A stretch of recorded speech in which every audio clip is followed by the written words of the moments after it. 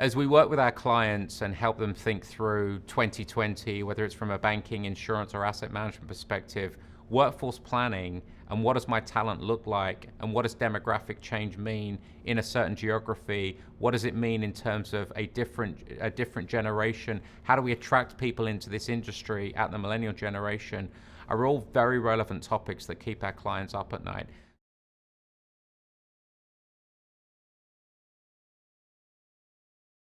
Workforce planning is a process that really looks to find the right talent with the right skills for the right roles.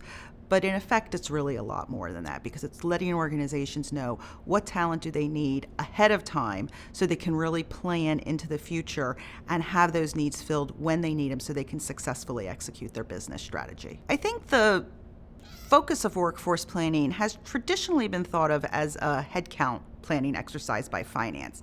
I think what you're starting to see and what's changing is our CEOs and leadership within the business units really focusing on workforce planning because they need specific talent and they're having a hard time finding it. So we actually have clients that at times have had to cancel projects because they don't have the right skills for those projects. And that's a very challenging thing to do when you know that project is critical to your future success. So I think that's the shift you're really starting to see is a move from just headcount planning to actually finding the talent with the right skills and experience that can help you be successful.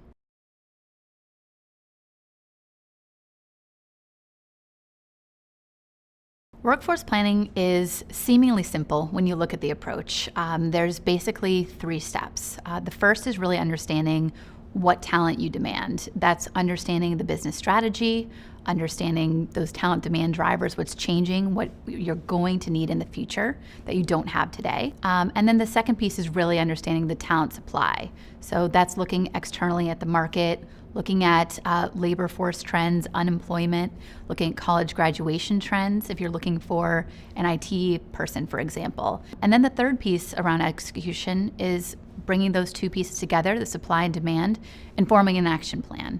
So how are you actually going to resolve those gaps that are existing when you pull together the workforce plan?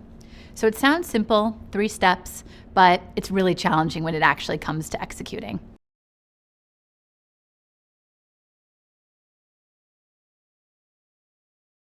So some of the good practices we see out there in the areas of workforce planning are having a common approach, having a common language when you're in that recruitment mode to actually say, have we considered internal talent? What does our supply look like? Are we analyzing our supply? What does that look like now? What does it look like in 2 to 3 years? So in addition, it's not a once and done exercise. It's not an annual budget plan. It's not a quarterly budget plan. It's something that's actually embedded in every decision you make around talent, every decision you make to redeploy someone internally, every decision you make around looking at succession plans, every decision you make around looking at diversity goals needs to be in the context of what does this business need in terms of capabilities and people, and how is that translate on the demand side, and how does that reconcile with what we have on the supply side?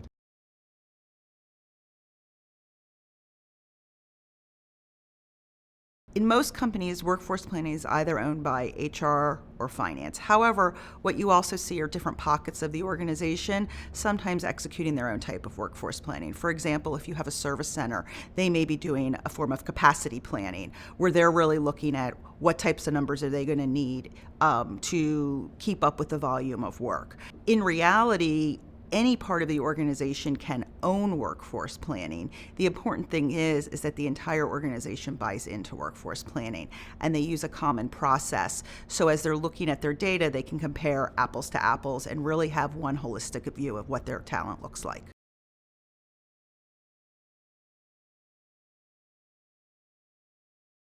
Workforce planning gives clients the chance to get ahead of their peers when it comes to talent. So if you know you need some specific role 2 years down the line, and there's only a few of them out there in the market, well, now you know you can start looking for them today.